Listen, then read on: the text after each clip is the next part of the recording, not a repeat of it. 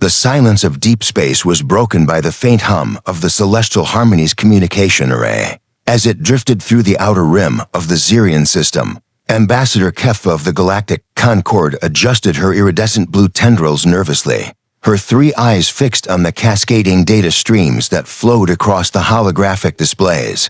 The diplomatic vessel had been en route to the neutral zone, for what should have been a routine mediation between the warring Zephyrian Empire and the Silicon Collective, a conflict that had been simmering for the better part of a galactic cycle. Status report, Navigator Thex. Kefva's voice resonated through the bridge with the melodic quality typical of her species. The Vorthok, though today it carried an undertone of unease that hadn't been there when they'd departed from Concord. Prime, Navigator Thex. A crystalline being whose faceted form caught and refracted the bridge's soft lighting into rainbow patterns, turned from his station with movements that chimed like wind chimes.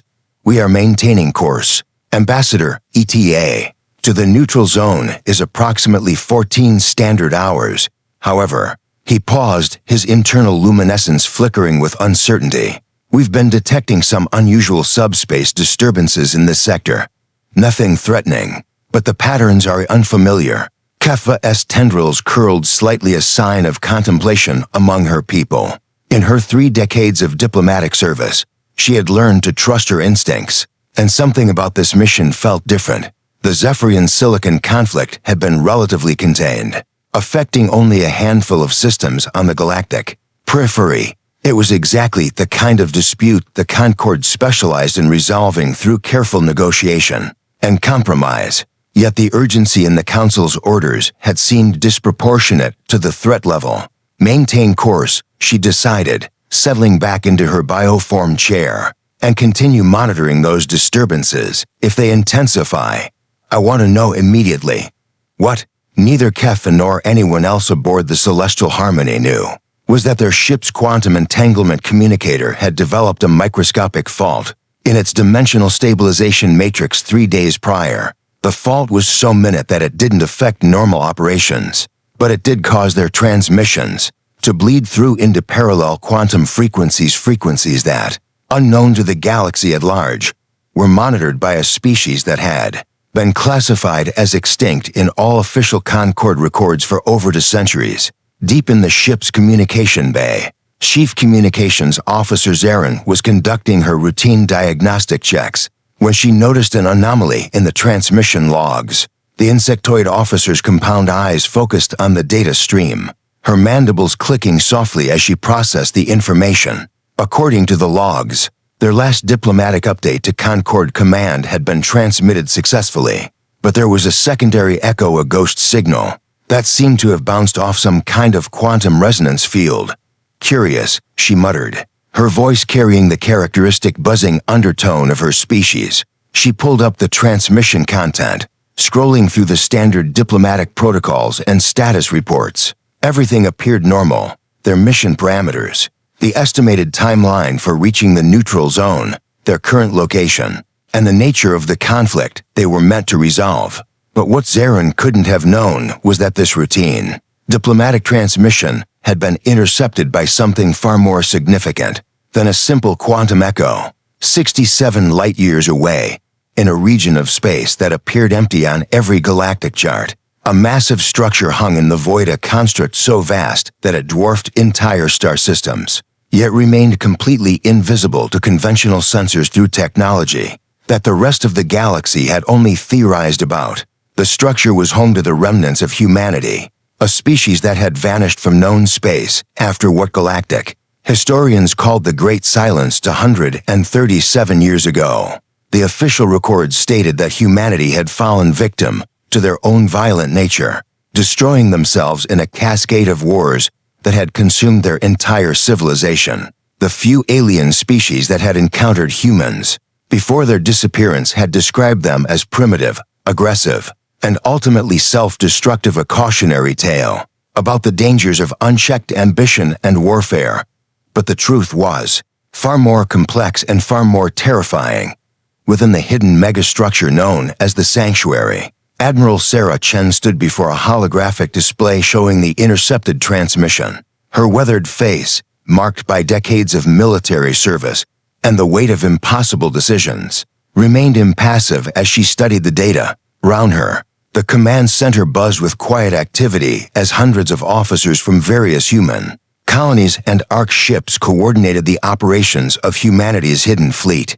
"Ma'am," reported Lieutenant Commander Jackson, a young officer whose family had been born on one of the Deep Space Generation ships. "We've confirmed the transmission's origin. It's definitely from a Galactic Concorde diplomatic vessel currently en route to mediate a conflict in the Zirian system." Admiral Chen nodded slowly, her enhanced neural implants processing the implications at superhuman speed. The transmission itself was unremarkable standard diplomatic chatter about a minor territorial dispute, but what made it significant was that it had been intercepted at all. For over 2 centuries, humanity had maintained perfect communications, blackout, ensuring that no trace of their survival would reach the galaxy that had once sought to destroy them. Analysis of the quantum signature suggests their communicator has developed a fault, continued Jackson. The bleed-through appears to be unintentional on their part. Unintentional or not, they now represent a potential security breach, Admiral. Chen replied, her voice carrying the authority of someone who had made impossible decisions in impossible circumstances. "What's our current fleet status?" "The 3rd Expeditionary Fleet is conducting exercises in the Kepler Void, approximately 40 light-years from the diplomatic vessel's position," reported Commander Lisa Park, the Admiral's Chief of Staff. "They could intercept within 18 hours if we authorize fold space jump."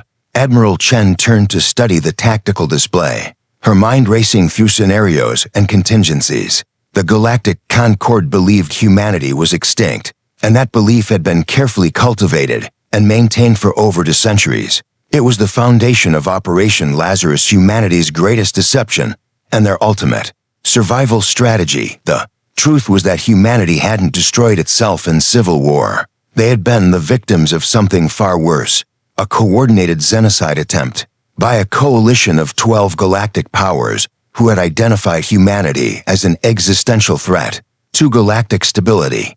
The coalition had been led by the Vorthok, the same species now serving as the Concorde's primary diplomatic corps.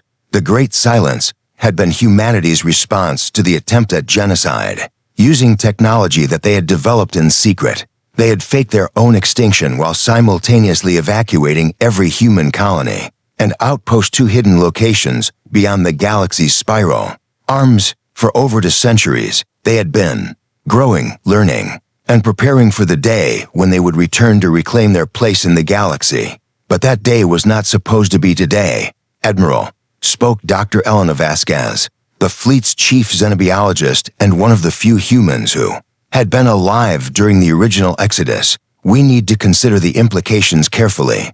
If we intervene now, we risk exposing our existence decades before we're ready for full revelation." Admiral Chen appreciated the doctor's caution, but she also understood the stakes. The intercepted transmission contained detailed information about Concorde fleet movements, diplomatic protocols, and most critically, the location of several key strategic installations. If that information fell into the wrong hands, specifically into the hands of the very species that had once tried to exterminate humanity, it could compromise Operation Lazarus entirely. "There's another factor to consider," added Commander Park, highlighting a section of the transmission data. "The diplomatic vessel is carrying Ambassador Kethva." The name sent a chill through the command center. Ambassador Kethva wasn't just any Vorthok diplomat. She was the great-granddaughter of Elder Kethmer, who had been one of the primary architects of the genocide attempt. Her family had built their political dynasty on the foundation of protecting the galaxy from the human threat. "That settles it," Admiral Chen decided. "We can't allow her to return to Concorde space with potential intelligence about our activities." Commander Park, signal the 3rd Expeditionary Fleet. They are to intercept and contain the diplomatic vessel using Protocol 7.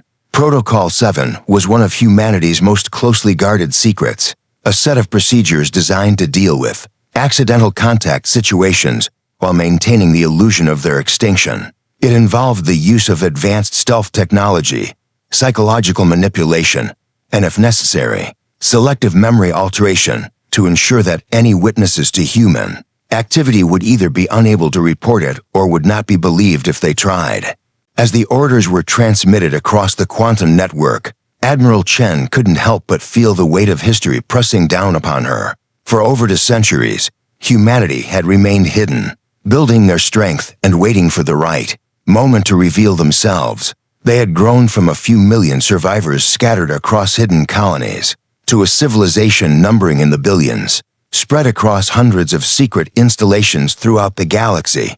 Their technology had advanced beyond anything the Galactic Concord could imagine. Their military forces had been trained to fight not just battles, but entire wars across multiple dimensions and timelines. Their intelligence networks had infiltrated every major galactic power, gathering information and preparing for the day of reckoning. But perhaps most importantly, they had learned the true nature of the galaxy they had once called home, the Galactic Concord. For all its rhetoric about peace and cooperation, was built on a foundation of fear and oppression. Species that showed too much independence or innovation were quietly eliminated or absorbed. The very diversity that the Concord claimed to celebrate was actually carefully managed and controlled to prevent any single species from becoming too powerful.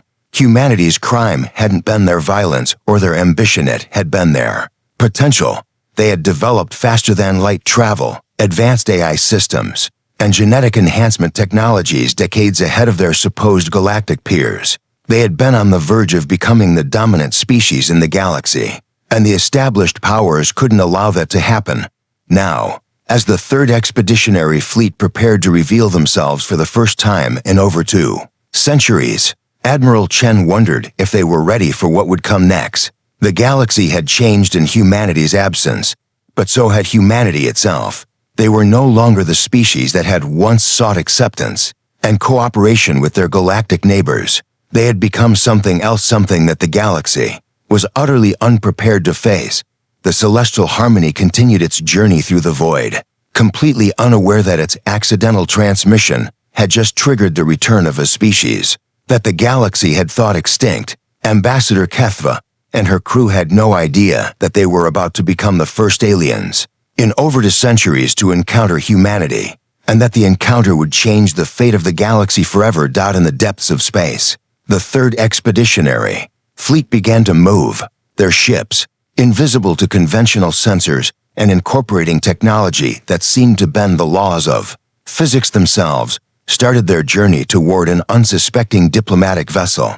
The crews aboard these ships were the descendants of those who had witnessed the attempted genocide of their species, raised on stories of betrayal and driven by a desire for justice that had been burning for over 2 centuries. The galaxy was about to learn that humanity was not extinct, and more importantly, it was about to learn what humanity had become in the darkness between the stars.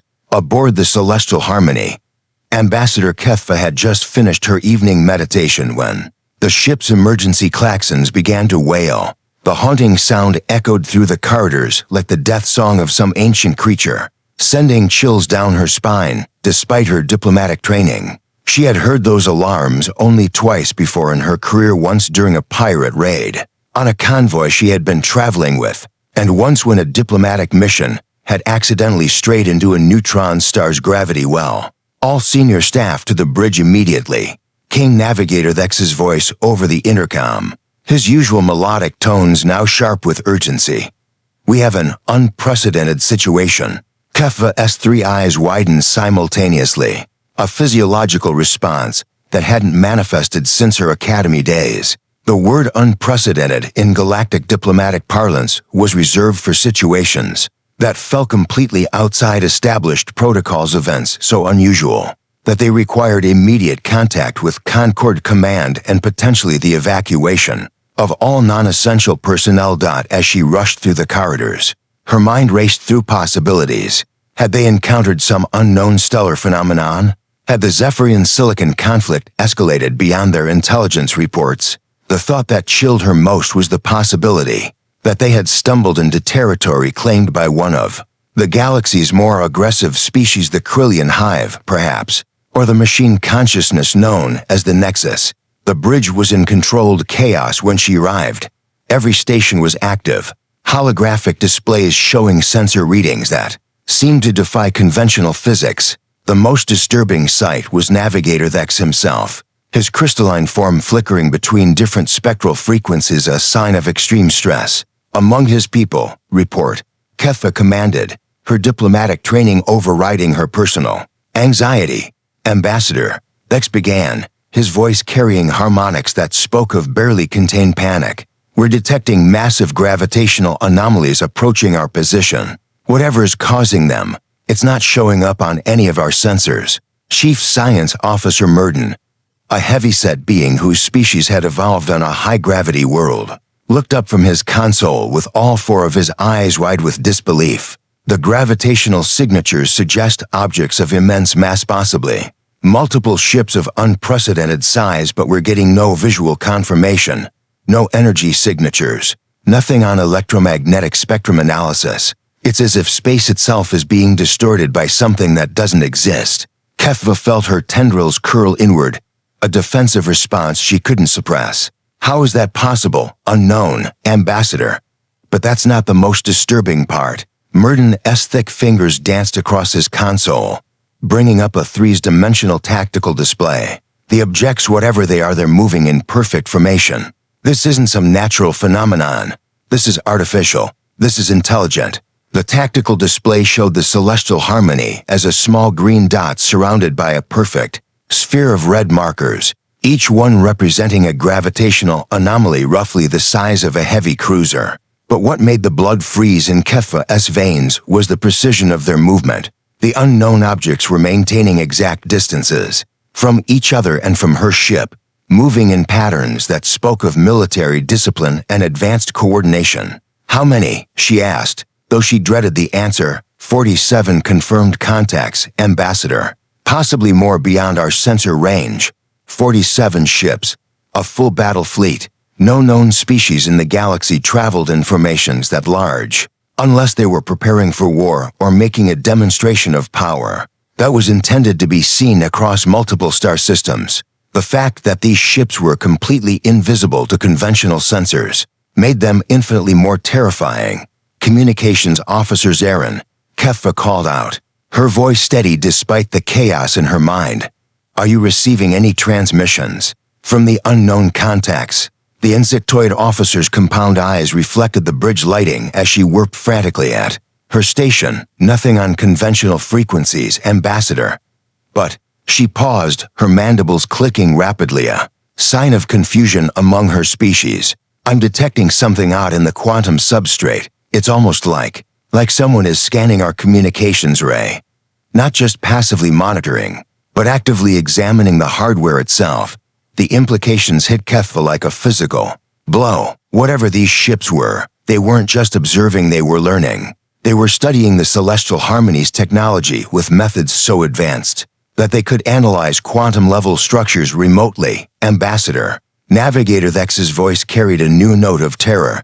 The unknown contacts are changing position. They're closing in. The tactical display updated, showing the red markers beginning to collapse inward toward the Celestial Harmony. The movement was slow, deliberate, and utterly inexorable.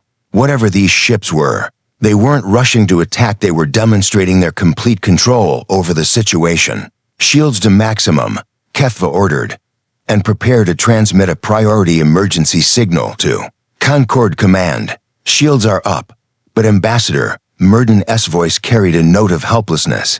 Our defensive systems are designed to protect against energy weapons and kinetic impacts. I have no idea how effective they'll be against technology that can manipulate spacetime itself. As if in response to his words, the Celestial Harmony suddenly lurched violently to one side. The inertial dampeners struggled to compensate, and several officers had to grab onto their stations to avoid being thrown to the deck. But what was truly terrifying was that the sensors showed no evidence of any weapon impact or external force. Hull Integrity Holding reported the ship's AI in its maddeningly calm voice.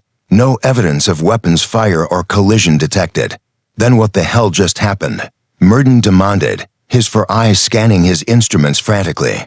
The answer came from an unexpected source, the main view screen, which had been showing the star field ahead of them. suddenly flickered and went black. For a moment, the bridge was filled with the ominous darkness of dead space.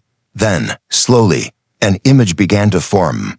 It was a face unmistakably humanoid in structure, but unlike anything in the known galaxy. The being had pale skin marked with subtle patterns that seemed to shift and flow like living metal. Its eyes were an impossible shade of blue that seemed to contain depths that went beyond the physical. Most disturbing of all, it wore an expression of cold intelligence that spoke of vast experience and carefully controlled anger. "Greetings, Ambassador Kepha of the Galactic Concord," the being said, its voice carrying through the bridge's speakers with perfect clarity. Despite the fact that no communication channel had been established, "I am Admiral Sarah Chen of the 3rd Expeditionary Fleet, Human Colonial Forces." The words hit the bridge like a physical shockwave.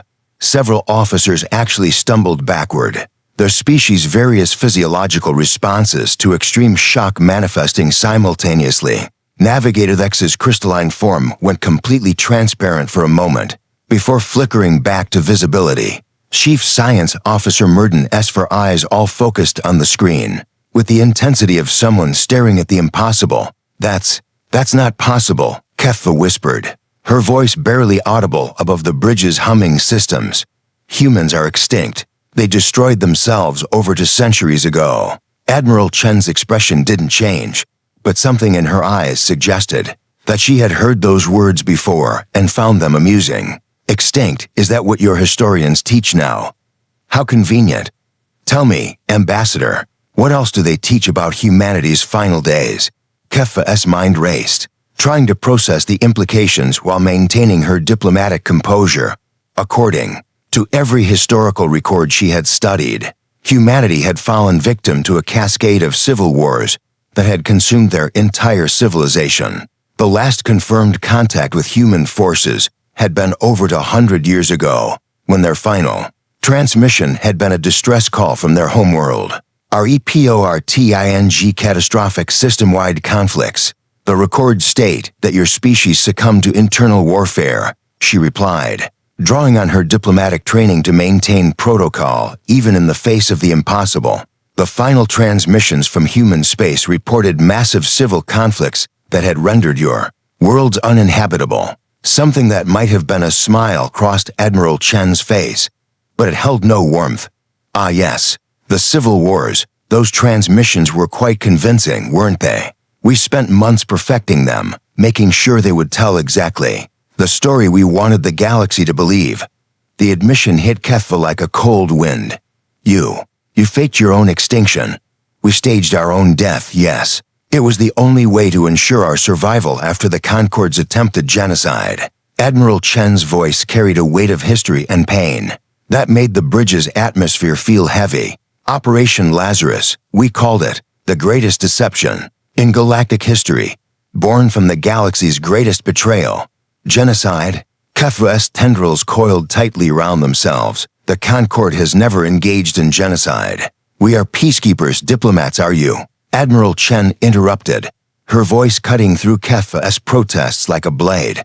"Tell me, Ambassador, what do you know about the Keras Initiative, the Stellar Cleansing Protocol, the Biological Harmonization Project?" Each name hit Kepha like a physical blow. These were classified operations, some of them so secret that only the highest levels of the Concord Command knew about them. The fact that this supposedly extinct human knew about them suggested intelligence capabilities that defied everything she understood about galactic politics. "I see from your expression that you recognize at least some of those names," Admiral Chen continued. "The Keras Initiative was particularly elegant, convincing target species to relocate to safer worlds that just happened to have atmospheric compositions that would slowly sterilize them over several generations. The Stellar Cleansing Protocol was more direct, triggering solar flares in systems where problematic species had their primary colonies. As for the Biological Harmonization Project," "Stop," Kepha said, her voice barely above a whisper. These are conspiracy theories, unsubstantiated rumors spread by species that couldn't adapt to galactic civilization." "Conspiracy theories?" Admiral Chen's laugh was like ice cracking. "Ambassador, We have documentary evidence of 12 separate attempts to eliminate humanity. Through various Concorde operations, we have recordings of the planning sessions, copies of the authorization codes, even the personal logs of the officials who ordered our extinction. The main view screen split, showing Admiral Chen's face alongside what appeared to be official Concorde documents. Kethva recognized the format immediately. These were authentic command-level authorizations, complete with the quantum encryption signatures that made them impossible to forge. Operation Silence, Admiral Chen read from one of the documents. Objective: complete elimination of human presence in galactic space through coordinated military action and biological warfare. Authorization level: Concorde Prime. Estimated duration: 6 months. Acceptable collateral damage: unlimited. Kethva felt her legs weaken. The document was signed by Elder Kethmer, her own great-grandfather, one of the most revered figures in Concorde history. The being she had been taught to admire as a paragon of diplomatic virtue had authorized the complete extermination of an entire species. "This is impossible," she repeated, but her voice lacked conviction. "The Concorde doesn't engage in military action. We don't have the capability for what you're describing." "Oh, but you do," Admiral Chen replied. "You just don't advertise it." The Concorde maintains 17 separate military organizations, each one officially denied and carefully hidden from public knowledge. The Pacification Corps, the Harmony Enforcers, the Stellar Intervention Force. Shall I continue? Each name was another knife thrust. These were organizations that Kethva had heard whispered about in the darkest corners of diplomatic gatherings, but which no one ever acknowledged openly. They were the Concorde's shadow, the violent enforcement mechanism that made their peaceful facade possible. "But we survived," Admiral Chen continued, her voice gaining strength. "We saw the preparations, intercepted the communications, and we had something that you didn't expect. We had time to prepare. While you were planning our extinction, we were planning our resurrection." The view screen changed again, showing images that made Kethva's mind reel. Massive space stations that dwarfed anything in the known galaxy. Fleets of ships whose designs seemed to incorporate technology that was decades ahead of current galactic standards. Planets that had been completely transformed into fortress worlds, their surfaces covered with installations that hummed with barely contained power. "For over 2 centuries, we have been growing, learning, and waiting," Admiral Chen explained. "We have spread across regions of space that your maps mark as empty void. We have developed technologies that your scientists can barely theorize about. We have become something that the galaxy is utterly unprepared to face." What do you want from us?" Kethva asked, her diplomatic training finally reasserting itself despite the overwhelming revelations. Admiral Chen's expression grew thoughtful. "That depends, Ambassador. Are you here as a representative of the organization that tried to exterminate my species? Or are you here as an individual who has just learned that everything she believed about galactic history is a lie?" The question hung in the air like a blade. Kethva realized that her answer would determine not just her own fate, but potentially the fate of the entire galaxy. The humans hadn't just survived, they had thrived, and they had spent over 2 centuries preparing for this moment. She began, then stopped. How could she answer such a question? How could she choose between her loyalty to the Concorde and her growing horror at what she was learning about its true nature? "Take your time, Ambassador," Admiral Chen said, her voice carrying a note of what might have been sympathy. "But understand that your ship's accidental transmission has already set events in motion. That cannot be stopped. The galaxy is about to learn that humanity is not extinct. The question is whether that revelation comes through diplomatic channels or through demonstration of force." As if to emphasize her point, the tactical display updated once more. The 47 ships surrounding the Celestial Harmony had been joined by dozens more, their gravitational signatures appearing on the sensors like stars being born in the void. Kethva realized with growing horror that she was witnessing the arrival of a fleet that could probably challenge the combined military forces of the entire galactic Concorde. "How many ships do you have?" she asked, though she wasn't sure she wanted to know the answer. Admiral Chen's smile was razor-sharp. "Enough, Ambassador, more than enough. The silence that followed Admiral Chen's words stretched across the bridge, like a living thing, heavy with implications that none of the Celestial Harmony's crew could fully comprehend. Kethva stared at the tactical display, watching as more and more gravitational signatures appeared on their sensors, each one representing a ship that could probably destroy her vessel with a single weapon discharge. But it was the expression on Admiral Chen's face that truly terrified her. There was no hatred there, no burning desire for revenge. Instead, there was something far more dangerous: the cold, calculated patience of someone who had spent centuries planning for this exact moment. "Admiral," Kethva said, her voice steadier than she felt. "What happens now?" Now, Admiral Chen's image leaned forward slightly, her impossible blue eyes seeming to look directly into Kethva's soul. "Now you get to see what your people's peaceful concord has driven us to become. But first, there's someone I think you should meet." The view screen split once more, and a new face appeared alongside Admiral Chen's. This one was older, with silver-streaked hair and eyes that held depths of pain that spoke of unspeakable loss. But what made Kethva's 3 hearts skip beats was the ceremonial scarring on the being's face patterns that she recognized from her diplomatic studies. "This is Captain Marcus Webb," Admiral Chen announced, formerly of the Terran Colonial Defense Force, currently commander of the Dreadnought Remembrance. "Captain Webb has a particular interest in meeting representatives of the Galactic Concord." Captain Webb's voice, when he spoke, carried the weight of someone who had witnessed horrors beyond imagination. "Ambassador Kethva, I believe you might recognize these coordinates." The screen displayed a star chart showing a system that Kethva did indeed recognize: the Kepler 442 system, site of one of the Concord's most celebrated diplomatic victories. "The Kepler 442 system," she said slowly. "That was where the Concord mediated the peace between the Terran colonies and the Altarian Republic. It was considered one of our greatest diplomatic achievements." Captain Webb's laugh was bitter. "Diplomatic achievement? Is that what they taught you, Ambassador? I was there. I was commanding the orbital defense platform when your mediators arrived.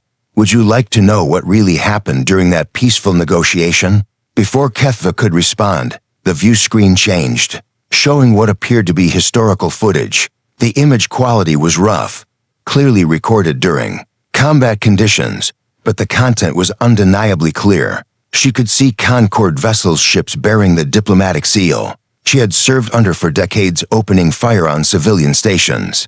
She watched in horror as escape pods were systematically hunted down and destroyed. The Altarian Republic had agreed to mediate, Captain Webb continued, his voice steady despite the obvious pain the memories caused. "They were supposed to help us reach a peaceful resolution to our territorial dispute. Instead, they used the meeting as cover for a coordinated attack. 3 million civilians died in the first hour." Kethva felt physically ill. That's not possible. "The Concord doesn't engage in military action. We're mediators, peacekeepers, you're exterminators," Captain Webb interrupted. "The Altarians were given a choice after the massacre: help finish the job or be next on the list. They chose to help. The official records show that the human colonies agreed to relocation to safer worlds. What those records don't mention is that we were relocated at gunpoint to planets that had been deliberately contaminated with biological agents." The footage continued, showing images that would haunt Kethva's dreams for the rest of her life. She saw families being herded onto transport ships, their faces filled with terror and confusion. She saw the orbital bombardment of colonies that had refused to relocate. She saw the aftermath: empty worlds where millions had once lived, their surfaces scarred by weapons that officially didn't exist. Of the 47 human colony worlds in the Kepler sector, Captain Webb said, only 3 survived the relocation process. The populations of those 3 worlds were reduced by 96% within 18 months, due to the biological contamination. The Concord classified this as a successful mediation and moved on to the next problem species. Admiral Chen's voice cut through the horrific images. Captain Webb is one of only 12 humans who survived the Kepler massacre. He spent 47 years in Concord protective custody, which is to say, in a prison camp that officially didn't exist. He escaped during a prisoner transport and made it to one of our evacuation ships just before Operation Lazarus was implemented. HFY's mind reeled. Everything she had been taught about the Concorde's history, every principle she had built her career on, was crumbling before her eyes. How is this possible? How could such operations be hidden from the general population? The same way they always have been, Admiral Chen replied. Compartmentalization, need-to-know protocols, and the simple fact that most Concorde citizens don't want to know the truth. It's easier to believe in the peaceful facade than to confront the reality of what your civilization is built on. The tactical display updated again, showing that the human fleet had grown to over 100 ships. But more disturbing was the fact that they were no longer just surrounding the celestial harmony. They were moving into formation around something much larger. What is that? Navigator X asked, his crystalline form flickering with confused harmonics as he tried to process the sensor data. Admiral Chen's expression grew thoughtful. That Navigator is the Sanctuary Humanity's mobile command center and our most heavily defended installation. It's also about to become the site of a very important demonstration. The view screen changed once more, showing an external view of the celestial harmony. But the small diplomatic vessel was now dwarfed by something that defied comprehension. A structure so massive that it seemed to bend space around itself was materializing out of what had appeared to be empty void. It was clearly artificial, but its design incorporated elements that seemed to flow and shift like living tissue. The sanctuary is approximately 400 kilometers in diameter, Admiral Chen explained with obvious pride. It houses the primary archives of human civilization, our central military command, and a population of roughly 50 million. It's also completely mobile and can relocate to any point in the galaxy within 72 hours, Chief Science Officer Murden S. eyes were wide with disbelief. That's impossible. The energy requirements alone would exceed the output of most star systems. How do you power something like that? We've learned to harness sources of energy that your science hasn't even theorized about yet, Admiral Chen replied. To centuries of focused research and development tends to produce interesting results, especially when your survival depends on maintaining technological superiority. But it was what happened next that truly demonstrated the extent of humanity's transformation. Without warning, the sanctuary began to change. Its surface rippled like water, and structures that had been invisible moments before began to emerge. Weapon platforms that dwarfed the celestial harmony extended from hidden bays. Defensive barriers that seemed to be made of crystallized space itself formed around the massive installation. This is a Type 7 defensive configuration, Admiral Chen explained conversationally. It's designed to engage multiple fleet-sized threats simultaneously, while maintaining full mobility. The sanctuary can fight off the combined military forces of 3 galactic powers, while simultaneously coordinating the activities of our entire colonial network. HFY realized with growing horror that she was witnessing the reveal of a military capability that could challenge the entire galactic order. How many installations like this do you have? Enough, Admiral Chen replied, using the same words she had used earlier. But that's not the most important question, Ambassador. The most important question is what we intend to do with them.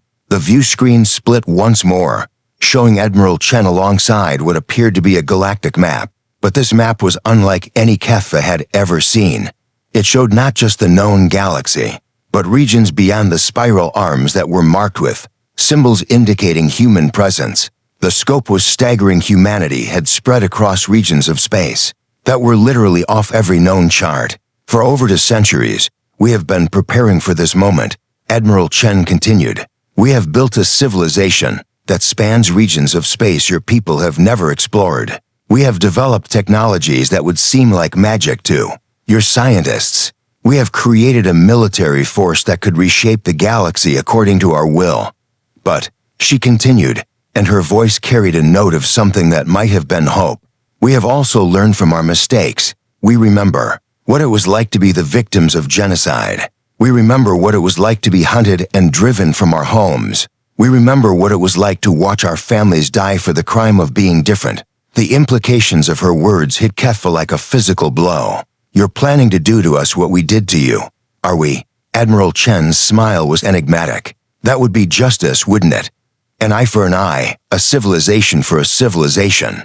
Your people tried to exterminate us after all. By your own logic, you've forfeited any right to exist. The bridge of the celestial harmony was silent except for the hum of life support systems. Every member of the crew was staring at the view screen, waiting for Admiral Chen to pronounce sentence on their entire civilization. But Admiral Chen continued, "Justice and revenge are not the same thing. We have had over the centuries to consider our response to the Concorde's crimes. We could have returned years ago when we first achieved technological superiority.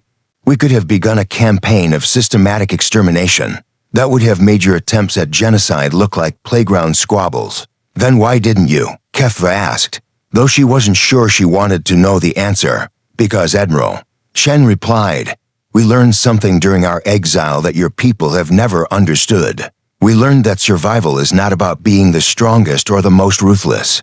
It's about being adaptable, innovative, and ultimately about being able to change." The galactic map on the view screen changed, showing shipping routes and trade networks that Kefva recognized from her diplomatic briefings. But overlaid on the familiar patterns were new routes pathways that connected the known galaxy to the regions where humanity had established their hidden civilization. "We have been watching your galaxy for over the centuries," Admiral Chen explained. "We have seen species rise and fall, watched civilizations flourish and die. We have observed the Concorde's methods, studied their patterns, and learned to predict their actions. But we have also seen something else. We have seen the potential for something better." "What do you mean?" Kefva asked, though she had a growing suspicion that she knew where this was leading. "We have seen species that genuinely want peace, civilizations that value cooperation over domination, individuals who choose understanding over fear. The problem is that these voices are drowned out by the systems that the Concorde has created, systems that reward aggression, that punish difference, that turn natural diversity into artificial conflict." Admiral Chen's image leaned forward, her impossible blue eyes focusing intently on Kefva. "You have a choice to make, Ambassador. You can return to the Concorde and report what you've learned here. You can tell them that humanity is not extinct, that we have become something far more powerful than they ever imagined, and that we are prepared to take our place in the galaxy again." Or, Kefva prompted, though she dreaded the answer. Or, Admiral Chen continued, "You can help us change the galaxy into something better. You can help us build a civilization that doesn't require genocide to maintain order, that doesn't need to destroy others to feel secure about itself." The offer hung in the air like a challenge. Kefva realized that she was being offered the chance to be part of something that could fundamentally alter the course of galactic history. But she also realized that accepting would mean betraying everything she had been taught to believe about her own civilization. "What would that look like?" she asked, her voice barely above a whisper. Admiral Chen's smile was the first genuine expression Kefva had seen from her. "It would look like a galaxy where species could develop to their full potential, without fear of extinction. It would look like a civilization where diversity was celebrated rather than managed. It would look like a future where no one would have to choose between survival and principles. And if I refuse," Admiral Chen's expression grew serious, "then you return to the Concorde, and we begin the process of revealing ourselves to the galaxy. It will be messier, more chaotic, and ultimately, more destructive than it needs to be. But it will happen regardless of your choice, Ambassador. The age of the Concorde's deception is over." As if to emphasize her point, the tactical display updated once more. The human fleet had grown to over 500 ships, and more were arriving every moment. But what truly drove home the scope of humanity's transformation was the arrival of something that made even the sanctuary look small, a structure that was clearly a mobile shipyard, actively constructing new vessels even as it traveled through space. "How long do I have to decide?" Kefva asked, though she already knew that the decision was more complex than a simple yes or no. "You have until we reach the Zirian system," Admiral Chen replied. "That's where the Zephyrian Empire and the Silicon Collective are fighting their little territorial war. It's also where we're going to make our first public appearance in over the centuries. The revelation hit Keffa like a cold wave. "You're going to intervene in the conflict. We're going to end it," Admiral Chen corrected, "and in doing so, we're going to demonstrate to the galaxy that there's an alternative to the Concords. Methods. We're going to show them what real peacekeeping looks like." As the celestial harmony was gently, but inexorably pulled into the human fleet's formation, Keffa realized that she was about to witness something that would change the galaxy forever. The question was whether she would be part of that change, or simply a witness to a dot in the depths of space. The largest fleet in galactic history began to move toward a destination that would become the focal point of a new age, and at the center of it all, a single diplomatic vessel carried the weight of a decision that would determine whether that new age would be born in cooperation or in conflict. The journey to the Zirian system took 18 hours, during which Ambassador Keffa experienced the complete reconstruction of her understanding of reality. The celestial harmony traveled at the center of the human fleet, surrounded by ships that defied every principle of physics she had been taught. But more disturbing than the impossible technology was the growing realization that everything she had dedicated her life to was built on a foundation of lies and systematic murder. She had spent those hours in her quarters, reviewing the documentation that Admiral Chen had transmitted to her personal systems. The files were extensive, detailed, and absolutely damning. They contained not just evidence of the Concord's crimes against humanity, but records of dozens of other species that had been quietly eliminated or absorbed over the centuries. The hegemony of Krell, the Crystalline Collective, the Void Walkers, all species that had been written out of history. Their disappearances explained away as natural disasters, civil wars, or simple cultural evolution. But perhaps the most devastating revelation was the discovery of her own family's role in these atrocities. Her great-grandfather, Elder Kethmer, hadn't just authorized humanity's extermination, he had been the architect of the entire system of controlled genocide that the Concord had been using. For over 5 centuries, the Kethmer protocols were a series of procedures designed to identify, isolate, and eliminate any species that showed signs of becoming a threat to the established galactic order. The protocols were elegant in their simplicity and horrifying in their scope. They began with subtle economic pressure and diplomatic isolation, progressed through manufactured conflicts and biological warfare, and culminated in the complete erasure of the target species. From galactic history, the process was designed to look natural, to appear as though the eliminated species had simply failed to adapt to galactic civilization.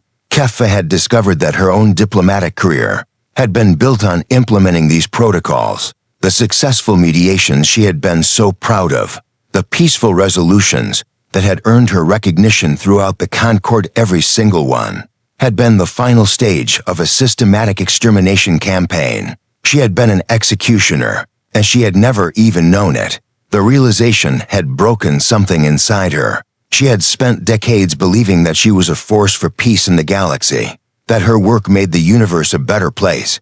Now she understood that she had been nothing more than a tool of genocide, a weapon disguised as a diplomat. When the call came to join Admiral Chen on the Sanctuary, Keffa felt hollow inside. She had made her decision hours ago, but the weight of it still pressed down on her like a physical thing.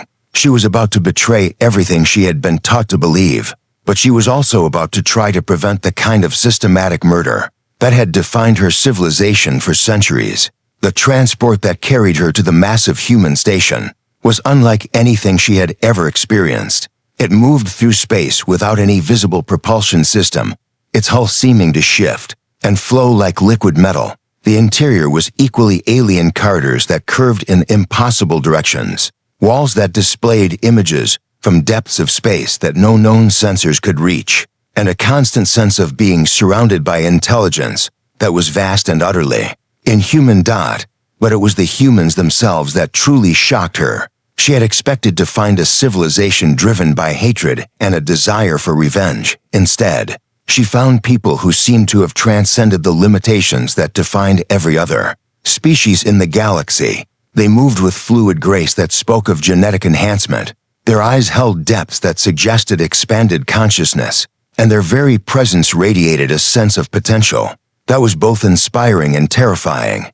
Admiral Chen met her in what appeared to be an observation lounge overlooking the sanctuary's central core. The space was vast, with transparent walls that offered a view of the station's interior, a complex ecosystem of technological and biological elements that seemed to pulse with its own rhythm. "Welcome aboard the sanctuary, Ambassador," Admiral Chen said, her voice carrying a warmth that seemed genuine. "I know this must be overwhelming for you." Keffa looked out at the impossible vista before her. "I've made my decision," she said quietly. "I want to help you build something better, but I need to understand what that means." Admiral Chen nodded, as if she had expected this response. "It means that you'll be part of the most ambitious project in galactic history. We're not just trying to reform the Concord. We're trying to create an entirely new model of galactic civilization." "How?" Keffa asked. "How do you change something that's been in place for centuries?" "You start by demonstrating that there's a better way," Admiral Chen replied. "And that demonstration begins in about 6 hours when we arrive at the Zirian system." The main display activated, showing a tactical overview of the conflict zone. Keffa could see the dispositions of the Zephyrian and Silicon collective fleets. Locked in a standoff that had been grinding on for months, the two sides were evenly matched, which meant that the conflict could continue indefinitely unless something changed the balance of power. The Zephyrian Empire and the Silicon Collective are fighting over mining rights to the Zirian asteroid belt, Admiral Chen explained. "It's a relatively minor dispute, but it's been escalating because both sides believe that backing down will make them look weak. The Concord has been mediating for 6 months, but their mediation consists mainly of selling weapons to both sides and waiting for one of them to exhaust their resources. And when that happens," Keffa asked, though she suspected she already knew the answer, "the Concord will step in to restore order," Admiral Chen replied. "They'll absorb the surviving forces of both sides into their own military, claim the asteroid belt as a protected zone, and both the Zephyrian Empire and the Silicon Collective will find themselves reduced to client states. It's the same pattern they've used dozens of times before. But you're going to stop it. We're going to end it," Admiral Chen corrected, "but not through force. We're going to show both sides that there's a solution to their conflict that doesn't require either of them to surrender their independence." The tactical display changed, showing the human fleet's approach vector. They were coming in from the galactic rim, emerging from regions of space that appeared empty on every known star chart. But what struck Keffa was the formation they were maintaining. It wasn't a battle formation, but rather a configuration designed for maximum visibility and minimum threat. "You're announcing yourselves," she realized. "We're making an entrance," Admiral Chen agreed. "The galaxy is about to learn that humanity is not extinct, and we want to make sure that lesson is memorable." As if on cue, the observation lounges displays activated, showing feeds from across the Zirian system. Keffa could see the reactions of the various fleets as the human formation began to appear on their sensors. The response was immediate and predictable: panic, confusion, and the rapid activation of weapons systems. Unknown vessels. Came a transmission from the Zephyrian fleet commander. "You are entering a restricted combat zone. Identify yourselves immediately or we will open fire." Admiral Chen's response was broadcast on all frequencies, ensuring that every ship in the system would hear it. "This is Admiral Sarah Chen of the Human Colonial Forces. We are here to end this conflict and demonstrate that there is an alternative to the cycle of violence that has defined this galaxy for too long." The silence that followed was deafening. Then, almost simultaneously, came responses from both fleets. "Impossible," transmitted the Silicon Collective commander. "Humans are extinct. This is some kind of deception. Human forces were eliminated over 2 centuries ago," added the Zephyrian commander. "Whatever you are not human." Admiral Chen's laugh was carried across the void. "Then let us refresh your memory about what humanity is capable of." What happened next would be remembered as the moment when the galaxy changed forever. The human fleet, which had been maintaining a peaceful formation, suddenly transformed. Ships that had appeared to be simple cruisers revealed themselves as massive dreadnoughts. vessels that had looked like support craft deployed weapons, systems that dwarfed anything in the known galaxy. And at the center of it all, the sanctuary itself began to reconfigure, its hull plates shifting to reveal structures that seemed to bend space around themselves. But it wasn't the display of military might that shocked the watching fleets. It was what the humans did next. Instead of opening fire, instead of demanding surrender, they began to solve the problem that had brought the two sides to war in the first place. The asteroid belt that the Zephyrian Empire and Silicon Collective had been fighting over was rich in rare minerals, essential for advanced technology. Both sides needed these resources, but the belt's complex orbital mechanics made it impossible to mine safely. While maintaining territorial claims, the conflict had arisen because traditional mining methods would require one side to cede control of strategic positions to the other. The humans solved this in a matter of minutes.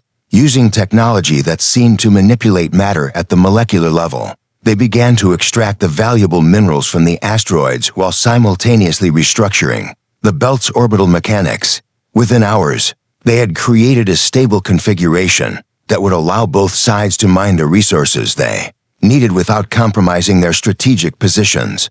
There, Admiral Chen announced to the stunned fleets, "The resource dispute that has been the source of your conflict has been resolved. The asteroid belt has been restructured to allow for sustainable mining operations by both parties, with yields that will exceed your previous projections by approximately 300%. The silence that followed was broken by the Zephyrian commander. How is this possible?" "It's possible because we approach problems differently," Admiral Chen replied. "Instead of asking who should control the resources, we asked how the resources could be shared in a way that benefits everyone." But the humans weren't finished. What happened next demonstrated the true scope of their transformation. They began to share technology, not weapons or military systems, but innovations that would revolutionize both civilizations. Medical advances that could extend lifespans by centuries, energy systems that could power entire worlds without environmental impact, manufacturing processes that could create materials that were stronger than anything currently known. "This is what we offer," Admiral Chen announced. "Not conquest, not domination, but partnership. We have spent over 2 centuries developing technologies and social systems that can benefit all species in the galaxy. We are prepared to share these advances with anyone who is willing to abandon the old patterns of conflict and embrace a new model of cooperation." The response was immediate and overwhelming. Both fleets began to stand down, their commanders eager to learn more about the technologies that had been demonstrated. But more importantly, they began to communicate with each other for the first time in months, not as enemies, but as potential partners in exploring the possibilities that humanity had revealed. Keffa watched it all unfold with a mixture of awe and growing understanding. This was what Admiral Chen had meant when she talked about building something better. The humans weren't trying to impose their will on the galaxy. They were trying to show other species that there were alternatives to the patterns of conflict that had defined galactic civilization. "For centuries, it's beautiful," she said, her voice filled with wonder. "It's just the beginning," Admiral Chen replied. "What you're seeing here is a proof of concept. We're demonstrating that conflicts can be resolved through innovation, rather than force, that problems can be solved through cooperation rather than competition. And the Concord," Admiral Chen's expression grew serious, "the Concord will not be pleased by what has happened here today. They rely on conflict to maintain their position, and we have just eliminated one of their most useful tools. They will respond, and when they do, we will be ready." As if summoned by her words, the tactical display updated to show new rivals at the edge of the system. Keffa recognized the signatures immediately, a Concord peacekeeping fleet, arriving to restore order to the conflict zone. But instead of finding a war to mediate, they found a solved problem and a former enemies working together to explore new possibilities. "This is Fleet Admiral Murthic of the Galactic Concord," came a transmission from the lead ship. "All vessels in this system are ordered to stand down immediately. The Zirian system is under Concord jurisdiction, and any unauthorized military presence will be considered an act of aggression." Admiral Chen's response was calm and measured. Fleet Admiral Murthuk, I am Admiral Sarah Chen of the Human Colonial Forces. The conflict in the system has been resolved through peaceful negotiation and mutual cooperation. There is no need for Concord intervention. Human Colonial Forces. Murthuk's voice carried a note of disbelief. Impossible. Human forces were eliminated over 2 centuries ago. Whatever deception you are attempting, it ends now. No, Fleet Admiral, Admiral Chen replied, her voice carrying a weight of history and determination. The deception that ends now is the one that your people have been perpetrating. For over 2 centuries, the galaxy will now learn the truth about what the Concord really is and what it has done to maintain its power. The moment of truth had arrived. The secret that had been kept for over 2 centuries was about to be revealed to the galaxy at large, and at the center of it all, Ambassador Kepha of the Galactic Concord stood beside Admiral Sarah Chen of the Human Colonial Forces, ready to help build a new future from the ashes of the old. The age of the Concord's deception was over. The age of humanity's return had begun, and the galaxy would never be the same.